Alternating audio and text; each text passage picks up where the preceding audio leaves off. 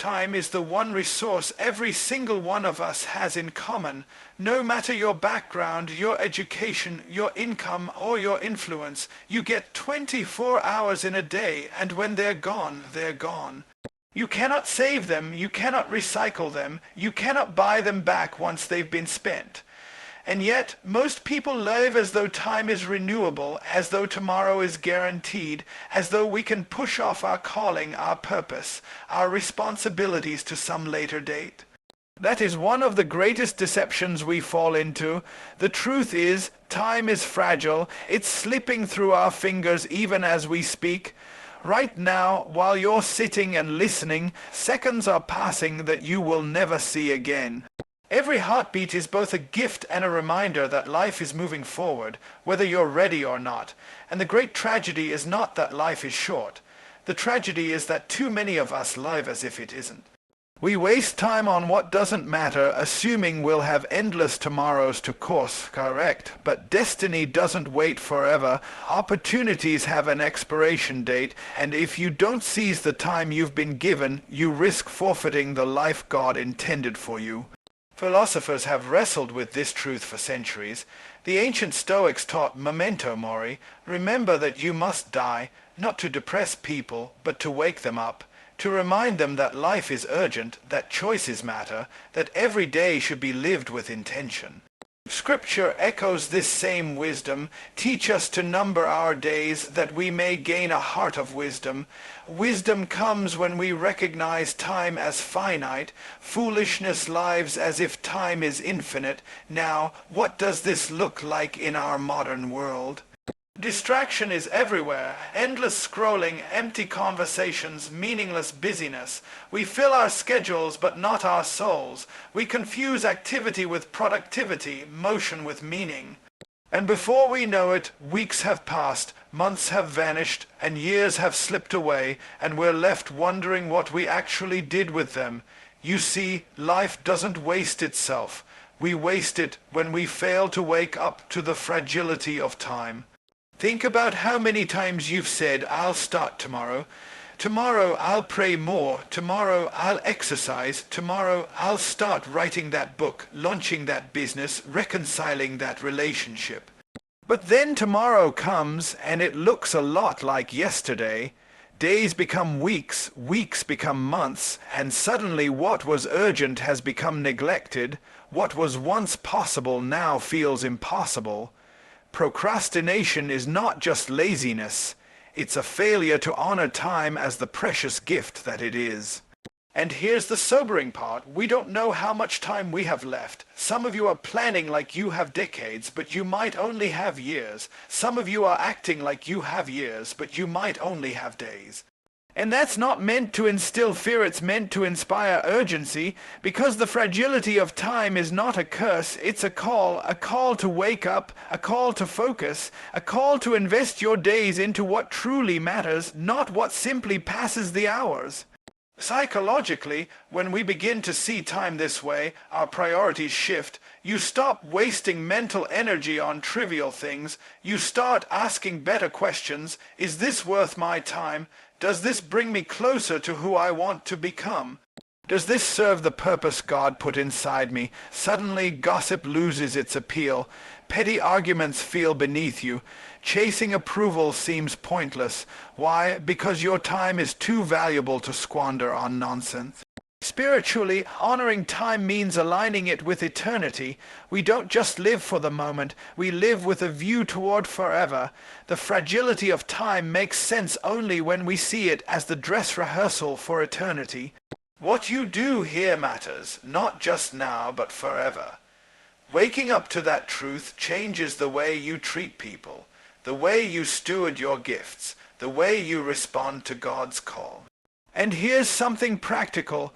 Waking up to the fragility of time doesn't mean cramming your schedule with endless tasks. It's not about doing more, it's about doing what matters most. It's about clarity. Imagine standing at the end of your life looking back. What would you regret wasting time on? What would you wish you had given more of yourself to? Live with that perspective now, not later, because later is not promised. Some of you have dreams inside you that you've been sitting on for years. You keep waiting for the perfect moment, but let me tell you, there is no perfect moment. There is only this moment. The seed of your destiny cannot grow until you plant it. And planting requires you to act now, not someday, because someday is an illusion. Others of you are stuck in cycles of distraction and delay because you've underestimated how precious time really is. You think you can keep living on autopilot and still arrive at destiny, but autopilot only takes you where you've been, not where you're meant to go. Destiny requires you to grab the wheel, to make deliberate choices, to live as if time matters, because it does. So if you've been asleep to the fragility of time, this is your wake-up call. You don't get to hit the snooze button on destiny. Life is moving, time is passing. The only question is, are you awake enough to move with it? Closing statement: time is fragile, and every moment wasted is a moment you will never recover. If this doesn't wake you up, then what will? Don't wait until you're out of time to realize the value of time. Live with urgency, act with purpose, and honor the gift of every day, because destiny doesn't wait, and neither should you. Comfort is one of the most deceptive traps in life, because it rarely announces itself as danger.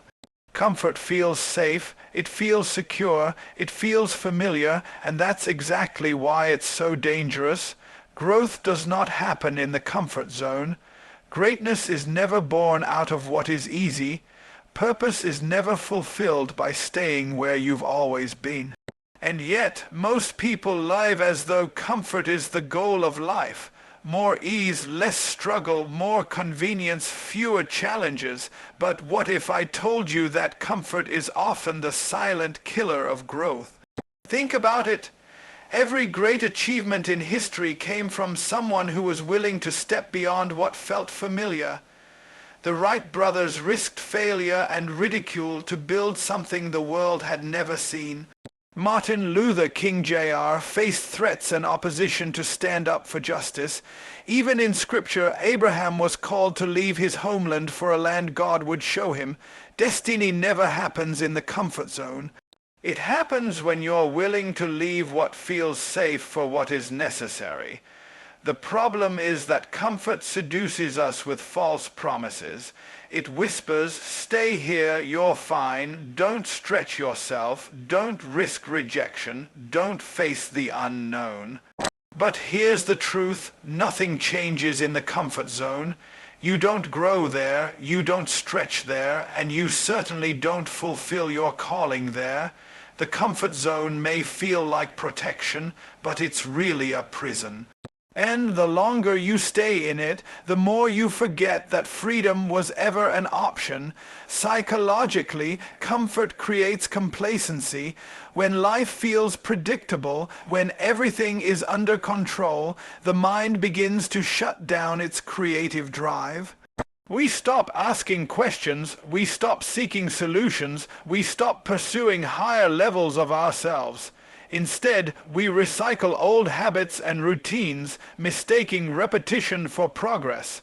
But repetition without growth is stagnation. And stagnation eventually leads to regret. Philosophically, comfort blinds us to possibility. Imagine a person sitting in a dimly lit room. They've grown used to the shadows. They've memorized the furniture, the walls, the corners. It feels familiar, and therefore it feels safe, but outside the door is a world blazing with light and possibility. Comfort convinces them to never open the door, never risk stepping into something brighter. And so they spend their whole life in the dimness, never realizing they were made for more. That is what comfort does. It shrinks your life until you no longer remember the vastness you were designed to walk in. Spiritually, comfort is one of the greatest hindrances to faith. Faith is by definition uncomfortable. It requires stepping out without all the answers, trusting God when you don't have the map. When Peter stepped out of the boat to walk on water, he had to leave the comfort of what he knew to experience the impossible. When Moses confronted Pharaoh, he had to step past his insecurity to fulfill his destiny. Faith and comfort cannot coexist. The presence of one means the absence of the other, and if you're waiting to feel comfortable before you obey God, you will wait forever. Now, let's bring this into the reality of everyday life. Comfort often shows up as excuses. I'll start that business once I feel more ready. I'll write that book when the timing feels right. I'll reach out to that person when I feel confident. But here's the paradox. Readiness doesn't come before the leap, it comes after. Confidence doesn't come before the step, it comes from taking the step. If you wait for comfort to move, you'll never move, because destiny doesn't wait for you to feel ready, it waits for you to be willing. Comfort also disguises itself as balance or wisdom. Sometimes we call it being realistic, but often realism is just fear wearing a more respectable name. We lower our expectations, shrink our dreams, and tell ourselves we're being wise. But in reality, we're protecting ourselves from the discomfort of risk. There is wisdom in preparation, yes, but there is also foolishness in stagnation. You cannot confuse caution with obedience or safety with success. And here's something to consider. The discomfort you avoid today will become the regret you carry tomorrow. The pain of discipline is temporary, but the pain of regret is lifelong. Which pain are you choosing? Because you cannot escape pain, you only get to choose which kind. The pain of stepping outside your comfort zone or the pain of staying stuck in it. Look at your own life. Where have you been lulled into the illusion of comfort? Maybe it's in your career where you've stopped challenging yourself because the paycheck feels secure. Maybe it's in your relationships where you avoid hard conversations because keeping the peace feels easier. Maybe it's in your spiritual life where you've settled for routine instead of intimacy with God. Wherever it is, that comfort is not your friend. It is your enemy, because it's keeping you from who you're meant to become. Growth always feels uncomfortable. That's how you know you're growing. Muscles ache after a workout because they're being stretched. Minds feel strained after learning because new pathways are forming. Hearts feel unsettled after truth confronts them because transformation is beginning. Discomfort is not the enemy of growth, it is the evidence of it. So if your life feels too comfortable right now, maybe it's time to ask yourself if you're truly growing. Destiny requires courage, and courage always leads you out of comfort. It doesn't mean you're fearless. It means you choose to act in spite of fear. It doesn't mean you have all the answers. It means you trust the one who does. Courage is not about the absence of discomfort. It's about the refusal to be ruled by it. So let me say this as clearly as possible. If you stay in your comfort zone, you will never discover your destiny. You may live a safe life, a predictable life, even a successful life by some standards, but you will not live the life you were created for, because the life God designed for you cannot fit inside your comfort zone. Closing statement: comfort is a silent killer. It whispers safety but delivers stagnation. Don't let comfort rob you of your destiny. Step out, stretch yourself, and embrace the discomfort that leads to growth. If this doesn't wake you up, then what will? The future you desire is waiting, but it won't come to you in comfort. It comes when you dare to move beyond it. One of the greatest battles you will ever fight is not in the world around you, but in the world within you. Your thoughts are the architects of your reality. They are either constructing a future that aligns with your God-given destiny, or they are slowly dismantling your confidence, your hope, and your faith. That's why Scripture tells us, as a man thinks in his heart, so is he. Notice, it doesn't say as a man wishes or as a man hopes. It says as a man thinks, because your thoughts are the seeds of your destiny. When you think about it, everything in your life right now is the result of thoughts you've accepted, rehearsed, and acted upon. Your relationships, your habits, your level of peace or anxiety, your sense of purpose. It all traces back to the way you think. Your mind is not a passive observer. It is an active participant in shaping your future, and here's the sobering truth. If you don't control your thoughts will control you. Psychologically, we know that the brain is designed to reinforce patterns. What you dwell on creates pathways in your mind. Think negative long enough and your brain becomes wired to expect disappointment. Think hopeful long enough and your brain becomes wired to anticipate possibilities. That's why it's not enough to just pray for a better future. You have to train your mind to align with the future you're praying for. Philosophically, this speaks to the power of internal dialogue. Every one of us carries on an ongoing conversation with ourselves, and the tone of that conversation determines whether we rise or whether we fall. Some people wake up each day telling themselves, "I'm not enough, I'll never change, I'll always be stuck." Others wake up and tell themselves, "This is the day the Lord has made. I have what it takes. I may not be perfect, but I'm growing." Both groups of people are talking to themselves. The difference is that one group is speaking life and the other is speaking death. Spiritually, this principle cannot be overstated. The enemy doesn't need to destroy you if he can get you to destroy yourself through your thoughts. He doesn't need to chain your body if your mind is already chained. That's why Paul said, "Take every thought captive to obey Christ." Why? Because a thought left unchecked becomes a belief becomes a habit, and a habit becomes a destiny. But let's be clear, changing your thoughts isn't easy. Your mind will always drift toward the path of least resistance. It's easier to believe lies than to confront them. It's easier to rehearse pain than to imagine healing. It's easier to repeat the old story than to write a new one. But destiny requires discipline of the mind. You cannot walk into a new season with the same thought patterns that kept you stuck in the old one. Think about how often people sabotage themselves. Not because they lack talent, not because they lack opportunity, but because they believe they don't deserve more. A person who thinks they're unworthy will push away love when it comes.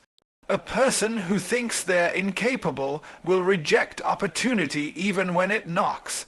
A person who thinks they're destined to fail will give up before they've even tried. The prison of the mind is more binding than any external chain. On the other hand, when you renew your mind, everything else begins to shift.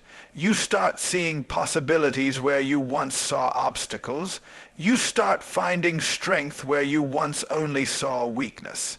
You start interpreting setbacks not as proof of failure, but as preparation for growth.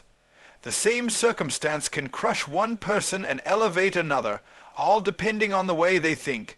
Take, for example, David in Scripture. Standing before Goliath, everyone else saw an unbeatable giant, but David thought differently. He said, "The same God who delivered me from the lion and the bear will deliver me from this Philistine." Notice what happened. His thoughts didn't deny the size of the problem, but they framed it in the context of God's faithfulness. That's the power of a renewed mind. It doesn't make your problems disappear. It makes you bigger than your problems. Now, here's where it becomes deeply personal. Ask yourself, what story have you been telling yourself? What thoughts have you allowed to take root? Have you been repeating the words of past failures, past critics, past fears? Or are you rehearsing the promises of God, the truth of who you are, the vision of where you're going? Because every thought is a seed, and seeds don't stay seeds, they grow. The question is, what kind of harvest are your thoughts producing? It's not enough to avoid negative thinking. You must intentionally cultivate life. Giving thoughts, that means being selective about what you consume, because what you feed your mind will eventually feed your soul. It means surrounding yourself with voices that call you higher, not drag you lower. It means replacing self, defeating inner dialogue with words that align with truth. And it means catching toxic thoughts early, before they grow into toxic realities. Remember this, you can't always control the thoughts that come to your mind, but you can control which ones you entertain. Birds may fly over your head, but you don't have to let them build a nest there. In the same way, destructive thoughts may knock on the door of your mind, but you don't have to let them move in. You get to choose, and those choices shape your life. So if this message is waking you up today, let it wake you up to the power of your own mind. Stop waiting for external circumstances to change while ignoring the internal world that shapes them. Stop blaming the environment around you while neglecting the environment within you, because your thoughts are either building you or breaking you. And if you don't take that seriously, you will sleepwalk through life wondering why nothing changes, never realizing that the change was supposed to begin with you. Closing statement: your destiny doesn't begin in your hands. It begins in your head. If you want to walk in victory, you must first think in victory, guard your mind, renew your thoughts, and speak life into your soul, because at the end of the day, the battlefield of destiny is won or lost in the mind. And if this truth doesn't wake you up, then I don't know what will. One of the clearest signs that lie, for better yet, God himself is trying to wake you up, is when you are being pulled out of your comfort zone. It's uncomfortable, it's unsettling, and at times it feels almost unfair. But growth has never been birthed in comfort. Comfort is where you settle, but growth is where you stretch, and stretching always feels like tearing at first. Think about how the human body grows. Muscles only develop when they are placed under resistance. If you never put them under strain, they remain weak. But the moment you apply pressure, tension, and resistance, the fibers break down, and then they come back stronger. In the same way, when God allows resistance in your life, it isn't to destroy you, it's to strengthen you. Yet if you interpret every challenge as punishment instead of preparation, you will miss the very process that is shaping you for destiny. Psychologically, we know that the human mind gravitates toward familiarity. The brain likes patterns, routines, predictability. It feels safe in what it knows, but safety and growth rarely coexist. If your entire life is structured around avoiding discomfort, you will avoid growth as well.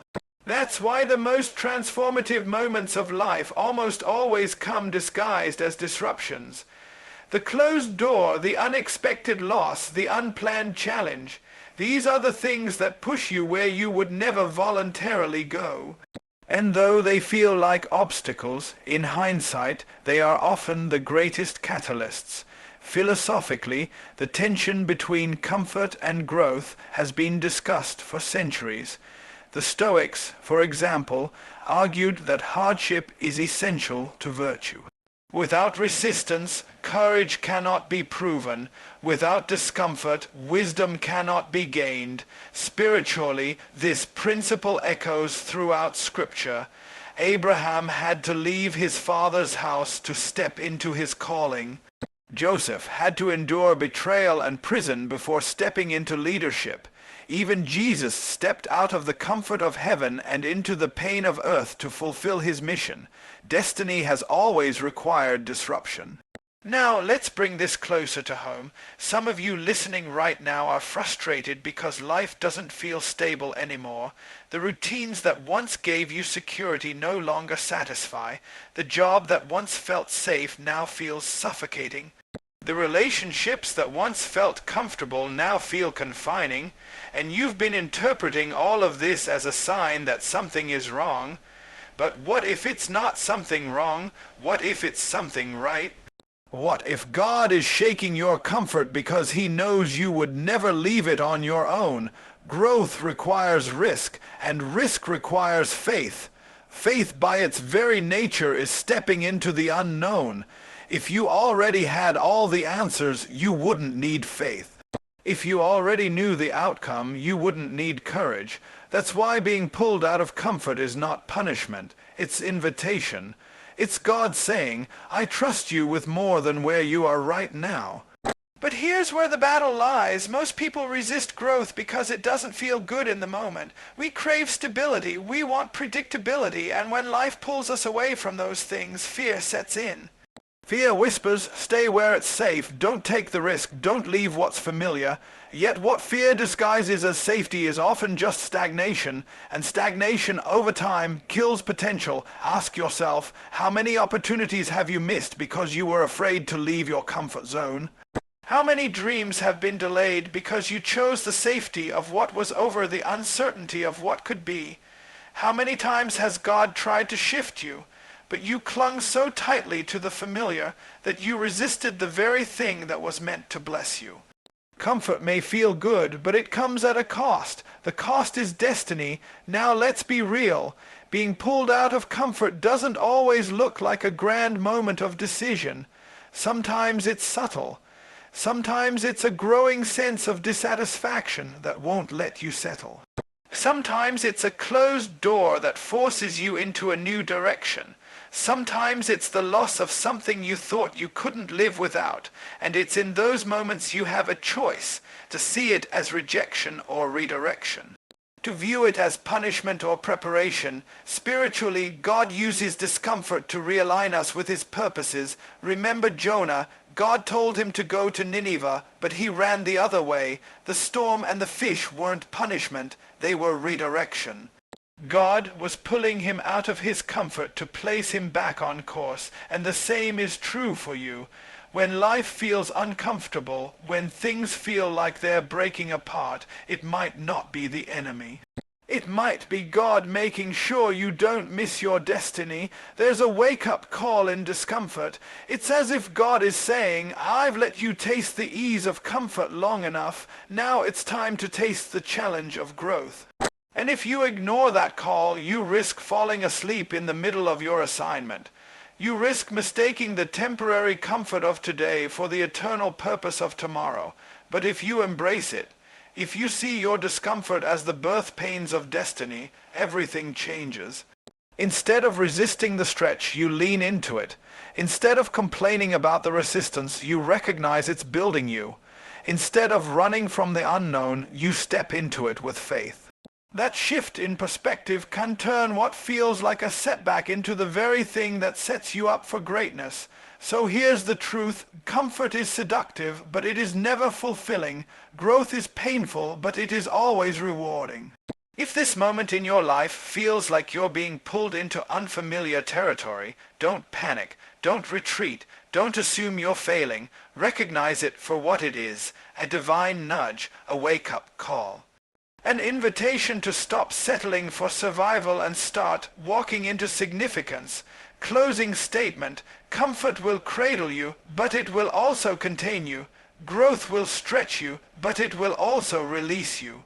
If you feel God pulling you out of what's familiar, don't resist it. Embrace it. Because that discomfort you're feeling is not the end of you. It's the beginning of who you were always meant to become.